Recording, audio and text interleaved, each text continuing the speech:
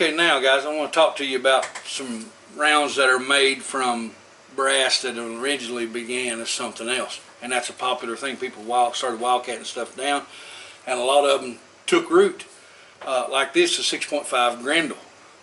The 6.5 Grendel is cut down from a 7.62 by 39.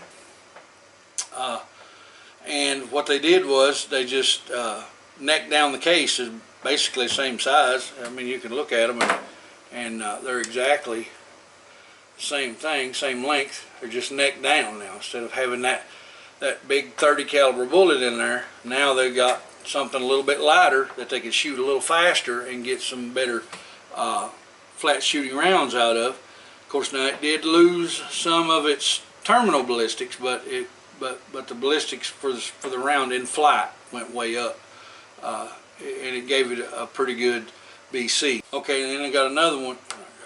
Then I got another one right here. This one is the 300 Blackout. Now, what the 300 Blackout is? 300 Blackout is we took a 5.56 case and we cut it down, and we took the neck and the shoulder completely off, so that now it's just the case body, straight case, and then you necked it down just a touch so it will take 30 caliber bullet. Now, it's another one of those things that some people just embraced it and thought, man, this is awesome. Okay, to me, okay, it's just me. Please, y'all don't hang me out to dry. I'm sorry. All right, I'm ashamed I'm gonna say this, but I'm gonna say it. I don't understand 300 Blackout. To me, when this idea got come up with, you went backwards. You had a round that had really good ballistics, really good terminal ballistics, actually, with the right bullet in it, and you slowed it down. You took away powder capacity, and you put a big old honking 30 caliber bullet in that thing. I know it was designed to kill hogs. I get that, and that's from my understanding, that was the whole point of having it. But there was so many other directions of things that you could have went with to do that.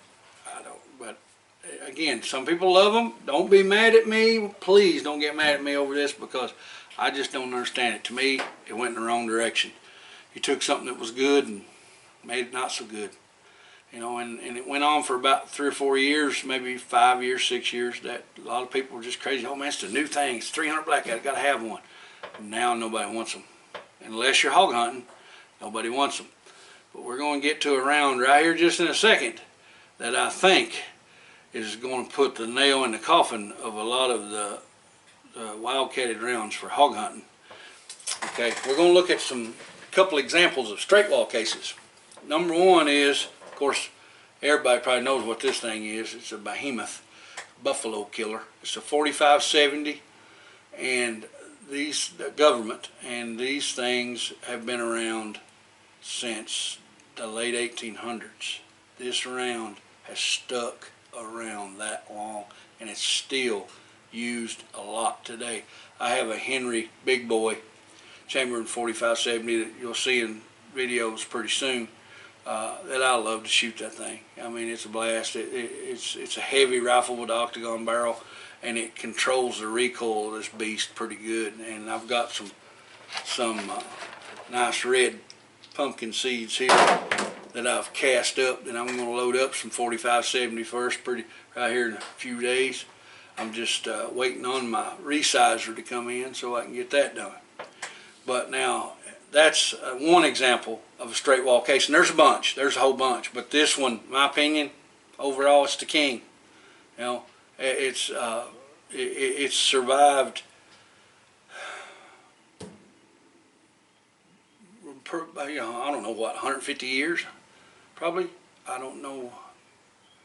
I don't remember for sure what year they began production. I'm wanting to think it was around 1870, 1880 maybe.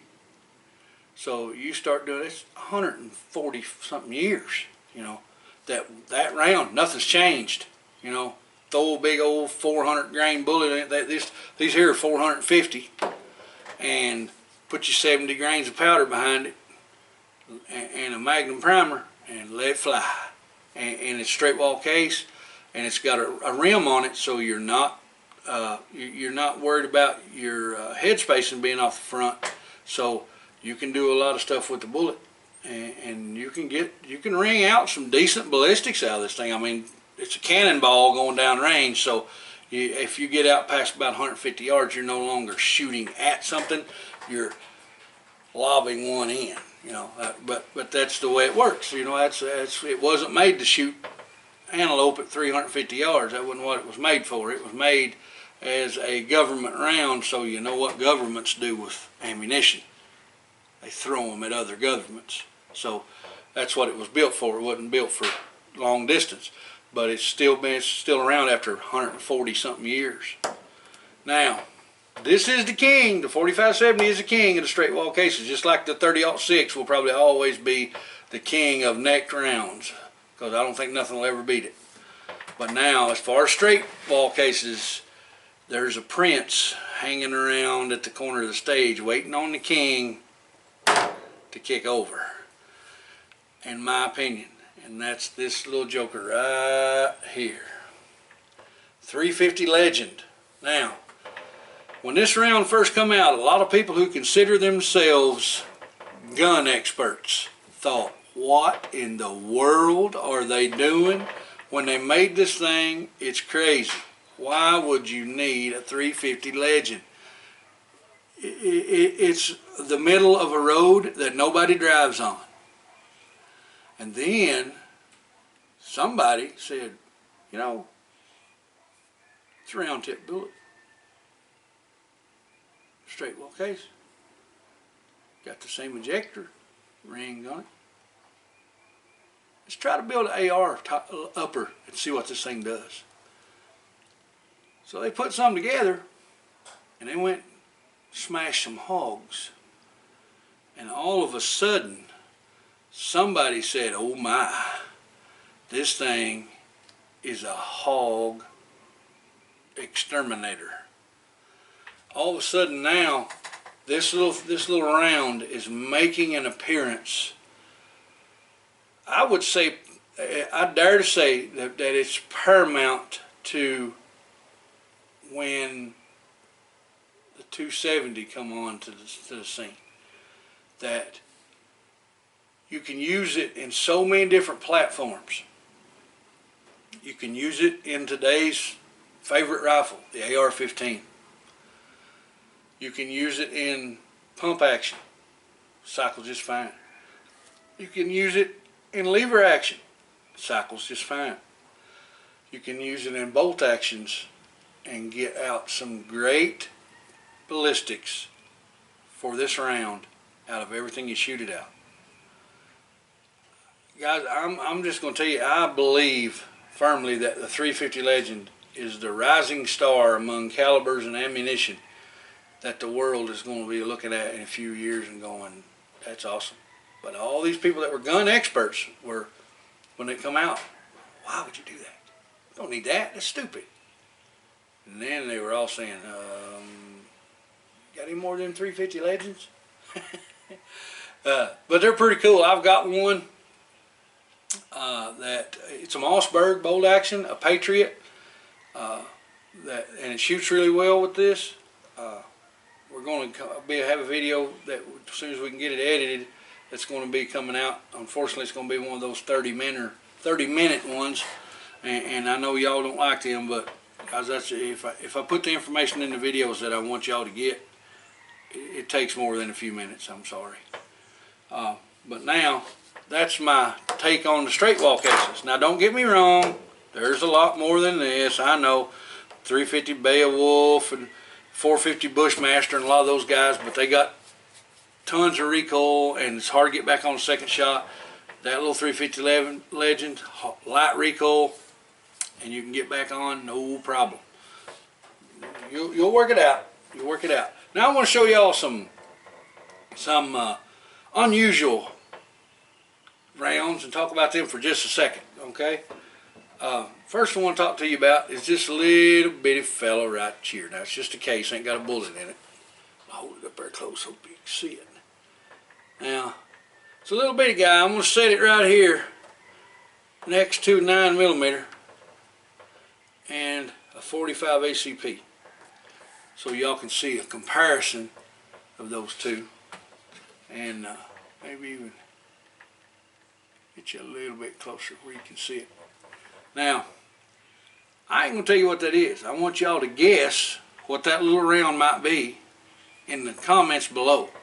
And it's a pretty neat little outfit, pretty neat little round. Now here is one that I would also like for you to guess at what this is. Now this is a old round right here, and it's hard for me to read I'm trying to see if I can see who made it. I think it says Winchester. It sucks getting old. Yeah, I believe it's Winchester. But anyway, I want you to take a look at that, and I want you to compare that to a 30-06, and it's not a straight wall. That is not a straight wall case. And let's put a 243, or I'm sorry, 308 beside it. And I want y'all to take a look at that one. And if you don't care, guess in the comments what you think it is. And if nobody don't get it, then I'll put it in the comments what they are. But now, here's one. You guys are going to see this one real soon. This will probably be the next video that comes out. I love this thing, and it's a beast. Now I'm going to put this in between 300 Weatherby Magnum and 300 Winchester Magnum. Now I hadn't talked about those two rounds yet for a reason. Those two rounds are brutally strong when it comes to hunting, but they are dead on for what's needed if you're going to hunt moose, or if you're going to hunt grizzly, or if you're going to hunt in Africa or Australia for the water buffalo there. It's what you need. This is the Winchester 300 Magnum, and this is the Weatherby 300 Magnum. Weatherby 300 Magnum's a little stronger round, but they're both great. They're both really, really good, but they're just, a lot of people around here don't use them much. Use them out west, shoot prairie dogs with, because they're made to shoot a long way, or they're made to knock a hole in something you could walk through. So it's for big animals. But I wanted to show you this. My favorite gun to shoot right there. That's my favorite gun that I've got. And I don't know if any of you ever saw one of those. I'll get it and hold it up to the camera. I'm knocking stuff over like crazy. I don't know if any of you ever saw one of those. But comparative, that's a 300 Winchester Magnum beside it. Winchester Magnum is a bruiser of a round. And look at how much bigger this round is than this round. That's crazy, ain't it? This is for a rifle that was developed in the late 1800s by the British military, and it was their main battle rifle for several years. This is a 5.77 450 Martini Henry. The rifle that I shoot this out of is a falling block. It was made in 1888. I shoot a 45 caliber bullet that's 600 grains. And it's got 75 grains of 2FG black powder behind it, with a card on top of that, cotton backing on top of the card, then another card on top of the cotton backing, then a wax plug about 1/4 of an inch thick, then 2 cards, then the bullet.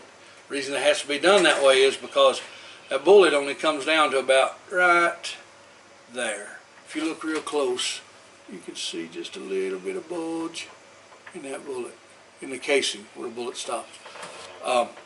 So you got airspace, and if you don't fill all that airspace, because this thing is loaded with black powder, then you'll have instead of burning the powder and creating the gas to push the bullet, you'll have a detonation and you blow the gun up. And with an old gun like that, maybe the metal's really good, maybe it's not. The ways they had to make stuff back then, nowhere near what they are now. So you'd have to be careful. So you make sure you fill all that. But that's the way the original load was made, with the cutout cards, the grease cookie, cotton backing, and you have to fill everything in there. And it's just a blast to shoot. Like I say, I think that'll probably be the next video that comes out once we get it done editing. Working on that now. But I just wanted to show you that bullet. Now, I have something here I want to show you. A friend gave me these, and what they are is werewolf bullets. Okay, it's a 41 Remington Magnum. And you see how shiny the bullet is? Yeah, it's a hollow point, solid silver, 41 Magnum. 41 Remington Magnum. Now those were shot through revolvers, and he won these at a competition shooting match. The solid silver bullets. Now these bullets, I don't know what they're worth now. I got them from a friend, and I've never even thought about try to find out what they're worth. I just think they're pretty neat that they're solid silver. You just don't see something like that. And I am all set if the werewolf horde tries to take over. I've got what I need. But guys, I just wanted to throw out some information about some of these rounds and my opinion, okay, opinion, not fact, opinion, on some of these rounds. Feel free to correct me on anything that I've said. You ain't gonna hurt my feelings, and you ain't gonna start a fight. I know some about a lot of this stuff, but I don't know everything. If people's got other info you want to add that'll help people, feel free. I'm serious, guys. Throw your opinions in there. Start a community conversation. That's what we need to do, because a lot of this stuff that people just don't know, it's handy to know.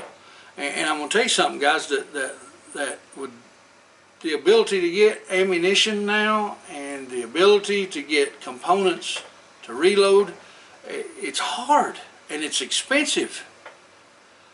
Reloading before, you know, it wasn't really done to a way to save money. It was done as a thing so you spent the same money but you got to shoot more.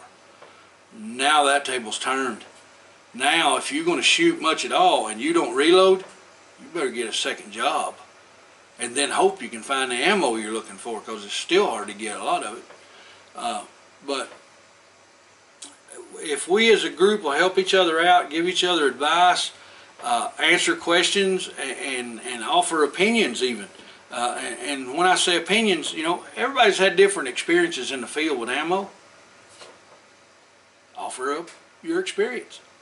You know, this is not fact or my judgment. This is what happened to me. That's what a lot of the stuff that I add into these videos is actual field experience that I've seen or actually had happen to me.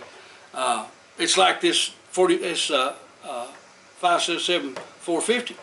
You have to be real careful about seating the primers in those, because if you don't get them deep enough, when you close that block, if you got one like mine that's tight, it's got 3,000 tolerance.